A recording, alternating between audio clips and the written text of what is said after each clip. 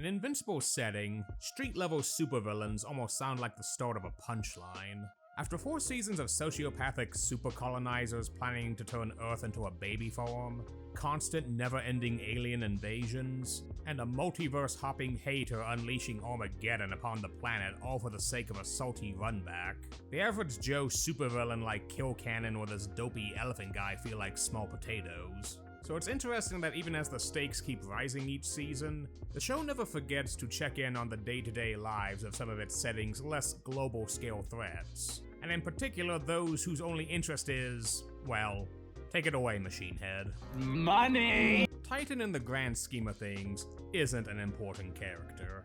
He's just a superpowered goon turned crime lord who often gets in over his head.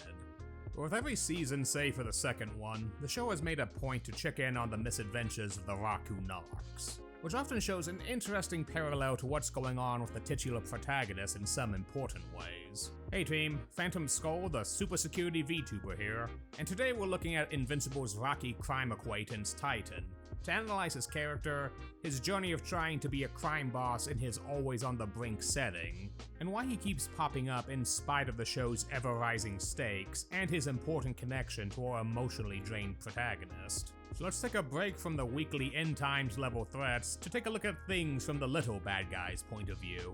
Just don't ask him his opinion on proper superhero flight carrying etiquette. This is still some bullshit.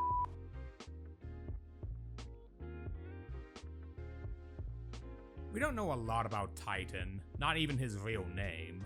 We just know he's a superhuman living in Chicago with his wife and child, struggling to make ends meet and paying off debt. In order to wipe that slate clean, he uses his rock armor powers and super strength as an enforcer for the local crime boss, Machine Head.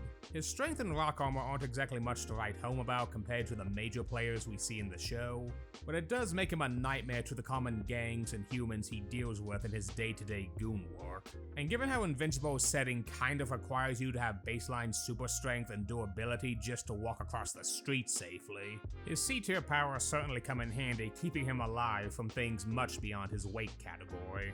When the auto-tuned Kingpin makes it clear he won't let his favorite super henchman go even after the debt is repaid, Titan tricks our then fledgling protagonist into helping him dethrone his boss so he can take over. While he's now on the top of the Chicago food chain, Titan soon realizes he's biting off more than he can chew with the threats coming for him and his family. What lengths or compromises is he willing to live with to secure his little slice of happiness? And how do they parallel his now mentally troubled global defender pal Invincible? Like many of the show's characters, Titan is a parody or homage to a notable Big Two character. He shares a lot of DNA with Spider-Man's foe, Tombstone, both being enhanced black street-level crooks in spite of their powers, making them a bigger threat than they should be. They're both ruthless but pragmatic enforcers turned crime bosses with a loose but legitimate criminal code of honor who try to do right by those close to them, but not afraid to get their hands bloody if they need to in order to get what they want. Titan alongside his boss Machine Head are representatives of the super crook archetype of superhero media. Villains who are more concerned with making a dishonest buck or managing criminal enterprises over global domination or mass slaughter.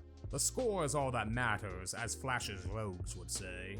While capable of being ruthless or even psychotic, this type of villain is far more pragmatic and calculated in their criminal activities. You can't make money doing Thanos or Joker shit to people after all. While they're not afraid to kill or maim people to get the message across, they'd rather avoid it if they can just for the sake of business. When we first meet Titan, I wouldn't blame you if you only saw him as just a starter villain for the fledgling Grayson, being his first real supervillain battle and foiling his job as super muscle for a pair of bank robbers. Then come later in the season we check in on him and see things from the point of view of the low-rank super goon. A man who, while far from a saint, is trapped in villainy due to his debt. He's very good at his job as an enforcer, but shows he does have a heart, such as giving a fellow debtor another chance to pony up his payments when he realizes he also has a kid, giving money and directions to a shelter to people whose apartment he just torched for Machine Head, and giving a group of security guards the option to just let him go over dying for minimum wage. Your lives worth minimum wage? Or do you want to fire your guns in the air, say you tried your best, and we all walk away happy and alive? Titan is no hero, but he doesn't take pleasure in his role as Machine Head's fist. His only goals are to clear his debt to Machine Head and take care of his family. Something that becomes a fool's errand when his cyborg boss makes it clear he won't be letting him go due to being too good of an enforcer. Plus now you gotta pay for the desk too. This was imported Italian maple. Trapped in villainy and his family being threatened if he doesn't play ball, our rocky side protagonist needs to think of a way of getting rid of his boss that isn't going to end with him being fresh gravel in the local body dumping quarry. And that's when Titan cooks up a plan to rope a young and gullible Invincible into helping him take down his boss, showing how destitute his neighborhood is under his rule, and guilting him with the fact his daughter is in danger due to this sadistic crime lord. Invincible, still looking to prove himself, decides to help. This is the first of many times Titan and Invincible end up sharing parallels to each other's struggles season to season, but seen between the street-level protagonist and a global-scale superhero. Both in Season 1 suffer from other people trying to tell them what they can or shouldn't be. Titan aspires to be more than a goon who cracks heads. He sees himself as a crime lord who can do better for others instead of ruling with an iron fist, in spite of Machine Head's condescending assumptions of his rock-for-brain status. In contrast, Invincible is still trying to figure out his place in the superhero lane, trying to live past his dad's very big shadow, who coldly tells him dealing with street-level affairs like a crime boss is beneath him, and he should be focusing on bigger picture problems, which is a very Viltrumite way of thinking. Looking to be the type of superhero from his comic books from the one he thought his dad was, Mork decides to help Titan after some encouragement from his mom. This battle would be the first of many traumatic near-death experiences for Mork, as Machine Head saw this coming and had a lot of professional super goons at the ready, along with somehow hiring everyone's favorite OP Motor Kitty, who gives our trainee hero the business. He's only saved by the arrival of Robot's Timu Guardians team, who get absolutely brutalized and only win because Battle Beast got bored and left, and Machine Head's teleporting number 2 Isotope ditching him. Titan dips while apologizing to the fading Invincible for leaving him like this, but making it clear he has to take care of his own in hopes he survives. And the end of the episode reveals that this was all a scheme between Titan and Isotope to usurp Machine Head, but Titan making it clear he wasn't completely lying to Invincible, promising to make Chicago a better place under his rule, but starting with making sure his family could live in peace and luxury first. The core difference between Comics Titan and Show Titan is perhaps the main recurring pattern with what changes were made between the two formats. In general, Invincible's plot beats play out almost one-for-one with the comics, with the major change being the comics' more early 2000s mean-spirited and edgy tone being replaced with more nuance, empathy, and depth to all its characters. This includes our sedimentary Super Crook pal. All of his scenes in Season 1 showing his empathy despite his vicious enforcer work, including sparing a terrified street hood hoping they'd leave this life behind, along with his montage of an average day being Machine Head's unwilling goon, were all show original. In the comics, his team up with Invincible is all just a ploy to dethrone Machine Head and take over, simple as that. A harsh lesson for the young hero about not trusting people at face value. The show opts to add more depth to Titan's character. Yes, he still used Invincible to topple Machine Head and take over, but his goals of doing it for his family and being a more benevolent crime lord to his community were not an act.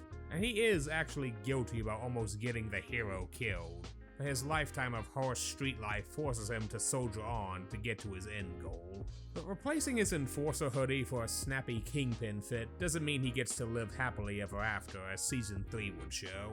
While he did make good on giving back to his community, and tempering his criminal enterprises to avoid being as needlessly cruel and chaotic as possible, he soon learned two harsh truths about the Crook life. The first being that there's no such thing as a noble criminal, no matter what excuses you give yourself.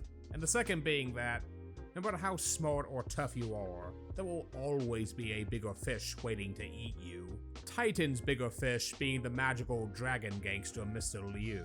What Titan failed to realize was that when he took over Machine Head's operations, he also took over his responsibilities within the Order. The Order, a Legion of Doom-like organization of enhanced crime lords and super gangsters more interested in running shadow empires over global domination, all answer to Mr. Liu. Even Machine Head had to ask how high when this old bastard told them all to jump. Titan isn't interested in being under another boss, and is very much against upgrading to global crime lord responsibilities, content with his small shadow kingdom in Chicago. However, he's trying to tell a guy who can turn into a near-unkillable magical Chinese dragon that can put half Viltrumites through their paces to kick rocks, which Isotope warns is a bad idea, along with the fact he has the combined resources of several supervillains under him to boot. So in Season 3, Mr. Liu demands Titan break out his favorite assassin, Multipole, out of a Supermax prison in his domain. This is something he really doesn't want to deal with given the heat attacking a supervillain prison could bring, particularly when Invincible and his new security company are protecting it. And our hero is still a bit sore about being used last time. When the geriatric gangster makes a vague threat against his daughter, the incensed Titan begins hatching a plan to deal with him once and for all. Titan is a good example of a brains and brawn character. He's no super genius or field commander, but he's incredibly street smart, and he knows how to take advantage of people's preconceptions of him. Everyone, Machine Head and Invincible included, wrote him off as a tough, dim henchman, and Mr. Liu similarly disregarded him as an upstart who got lucky, that he could easily push around and threaten into doing his bidding. While people constantly writing him off as a witless goon frustrates him, he knows how to use others' dismissals of his skills to his advantage. Another trait of his is that his earnest, noble criminal persona instills loyalty from both his henchmen and general members of his community. He gives off a lot of Bumpy Johnson energy. Bumpy Johnson was a real-life black crime lord who, while vicious, used his ill-gotten money to invest in his often neglected community of Harlem, and protected it from far less principled gangs, which made him a local celebrity in spite of his status as a ruthless gangster. Similarly to Bumpy, Titan ruled Chicago with an iron fist but in a velvet glove. He actually bettered his community with his criminal enterprises instead of terrorizing it in the name of squeezing every cent out of people like Machine Head did. This endeared him to the neighborhood in spite of the mountain of bodies his shadow empire was built off of. When Invincible refuses to be his inside man in breaking out Multipole and intends to detain him, he had the foresight to set up several neighborhood locals to dress exactly like him in order to blend in with the crowd, and set up Invincible for one of the harshest of hecklings.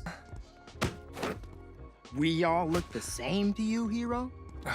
But in spite of his good intentions and wish to run his operations with more empathy for the common folk than Machine Heads, you can't ever truly be a noble criminal. Something his former boss hammers into him when he visits him in prison seeking advice on dealing with Liu, showing how desperate he was becoming. Machine Head's in no mood to help the guy who took his empire, and mocks him for being outraged at Liu for crossing a line by threatening his family. He rightly points out there were no real lines to cross in their shared career path. He makes it clear that if he and his family want to live, he's either gonna have to do what the old dragon wants or embrace death. Titan, as usual, suggests a third option. Before we talk about his 4D chess move, we should talk about his continued shared character arc with the unluckiest superhero on the planet. During Season 3, Invincible is struggling with his obsessive need to maintain his rigid black and white classic superhero morality against the harsh gray reality of his setting. His entire view is tied to proving to everyone, but mostly himself, he wasn't his murderous father, but found it tested when discovering the many monstrous things Cecil and the GDA were doing behind his back in the name of global security, and treated as an unstable child over his outrage to it, along with multiple situations all season that forced him to drop his black and white code to stop a dangerous threat, or seeing the devastating consequences for not being more lethal against threats like Angstrom. These situations did little to help Mark's crumbling optimism and superhero code. In contrast, Titan found his noble crime lord delusion taken to task. While he did do good by his family and community, he was still a super gangster no matter what flattering brush he used to paint himself with. His fortune was still made on death, pain, and suffering, no matter how well he kept it away from his neighborhood. If the show focused on Titan's story, I feel we'd see that more clearly, but since his name isn't on the title card, we have to settle for Machine Head popping his criminal code balloon as the main example of this. Both hero and villain had to come to terms that the dark gray realities of their worlds couldn't maintain their rigid, moralistic outlooks if they wanted to survive the threats coming for them and their loved ones. Be it a planet-cracking enforcer for an alien race of colonizers, or a magic dragon gangster, both needed to accept outcomes they weren't happy about if they wanted to protect their loved ones. For Titan, that meant getting help from his despicable ex-boss, but it once again showed Titan's brilliant manipulation skills. Working with Isotope and Machine Head, they faked his death at Liu's hands, who in frustration dragons up and decides to free Multipole himself, dragging Invincible into a no-holds-barred brawl against the beast to protect the prison, which knocked out its specialized anti-teleportation tech. This allowed Isotope to grab Machine Head, who takes advantage of a distracted Liu to teleport him in and pop a cap in his unguarded body. Now, killing Liu did a lot for Machine Head. Killing him by order law made him the head honcho for the villain group, granting him far more power and influence than he had in Chicago, and more or less wiping the slate clean between him and Titan, whose only condition for helping his hated ex-boss was to rule Chicago independently from the Order's influence. While Machine Head makes it clear if Titan crosses him again, he will kill him and everyone he loves, his comments show he does finally respect Titan as a fellow crime boss, not wanting to further antagonize him beyond that. While Titan secured his personal kingdom and his family's safety, he did have to compromise by working with a man he hated on many levels, but ultimately an outcome he'd have to live with. It's when it turns out Liu is still alive despite his 9mm haircut that Titan's, for now, final harsh reality check comes a-knocking. At the beginning of Season 4, Titan gets a warning from Machine Head that somehow Liu is alive and coming for them. Machine Head is protected due to the Order's rigid, mutually assured destruction protections, but Titan, thanks to his insistence on being a strong, independent kingpin, is free game. Machine Head offers him his old seat on the Order, which would come with the same protection, but Titan declines it, refusing to be under Machine Head or anyone else ever again. This moment of pride will come back to bite him after Discount Magneto, aka Magnatax, slaughters his security team and comes a hair's breadth of slicing up his wife and daughter. While he makes quick work of the assassin, both he and Isotope know this is just the beginning. Out of options due to how dangerous Liu is even in his recovering state, he opts to turn to his old reliable tactic of tricking Invincible into dealing with his problems. Isotope rightly says it's not likely he'll fall for the same trick thrice, and suggests taking Machine Head's offer as the safest option. The stubborn Kingpin refuses again, and insists at worst Invincible will put him and Liu in prison, but he has lawyers for that. Given the metric ton of traumatic shit and lethal hero affirmations Mork's gone through since Titan's seen him last, this would be a near-deadly miscalculation on his part, but we're getting ahead of ourselves. Thankfully, his bid to Invincible Inc. is picked up by his half-brother Oliver, since Mork had to deal with the Flaxons making their big bloody comeback, and the young Grayson ignorant to the Rocky crime boss's past with his brother. The two's confrontation with Liu goes about as well as you would expect, as the crippled gangster could still turn into a near-unkillable magic dragon that brutalizes Kid Omni-Man, and had his body guarded by a hulking enhanced manservant that proved too much for Titan to overpower. However, Liu is forced to retreat with his manservant and body in tow when Invincible, fresh off of dealing with the Flaxons, flies in for round 2 on the old dragon. And when he realizes his brother almost got killed because of Titan pulling his old tricks again, utterly loses it and beats the gangster to near death, furiously and ironically screaming the same phrase he howled while beating Magnatac to death: "You don't hurt my family." This once again showed the parallels to the hero and villain. During Season 4, Mork had been spiraling from the events of last season, and his cold affirmation of taking a lethal approach to threats he deemed too dangerous to let live, only for this cold affirmation to come at the worst moment. During a second Sequid invasion, a hive mind of rapidly spreading alien parasites that can multiply to world-ending speeds when given organic hosts, had found himself seconds away from the GDA's containment barrier breaking, the non-lethal solution to disabling the parasites coming too slow to avoid a mass outbreak, and Mark forced to kill the last human host to disable the parasites before they were unleashed on the wider populace. This was a harrowing moment for the fractured hero. The final host, Russ, was no cackling supervillain or gleeful sadist like Angstrom or Conquest. He was a frequent victim of alien violation who had the bad luck of being Invincible's personal trolley problem, with his life versus the entire planet suffering a parasitic outbreak of Resident Evil proportions. And even if he had to coldly accept this outcome, this didn't hide the fact Mark killed an innocent man, something you can see is weighing heavily on his conscience. For Invincible, this season has so far been about coming to terms that no matter what he does, Paragon or Lethal Protector, his actions will always have consequences. There is no right answer, just the ones you can live with. While Titan's experiences are far less traumatic and global scaled, he suffers a similar situation with his life of crime, and insistence he can make it as a solo mob boss in an ever-escalating supervillain setting. For as much as his wits guided him, ultimately the threats coming for him were more than his C-less powers and A-less brains could contend with. As much as he valued his freedom from bigger supervillains, he couldn't keep this game up if he truly wanted to ensure his family's safety, which was always and still his highest priority. Much like Invincible, he had to face a harsh reality. His reality check came in his long-conned acquaintance almost beating him to death for roping his brother into his deadly schemes, saved only by Oliver of all people getting Mark to stop and to just go home, becoming unnerved by his Paragon brother almost killing the man. After finally running out of luck and options, Titan reluctantly takes Machine Head's offer to rejoin the Order, but at their first meeting he's given a shock as, due to his own injured state, Liu has also rejoined the Order as a member over vying for his old leadership role. With Machine Head and Isotope revealing this was all one big plan to get the two back under Machine Head's leadership, neither no longer a potential threat to him, and now all three under the same mutual non-aggression pacts that allow the Order to function in semi-harmony. After 4 seasons of playing everyone else to his advantage, Titan had finally been played himself.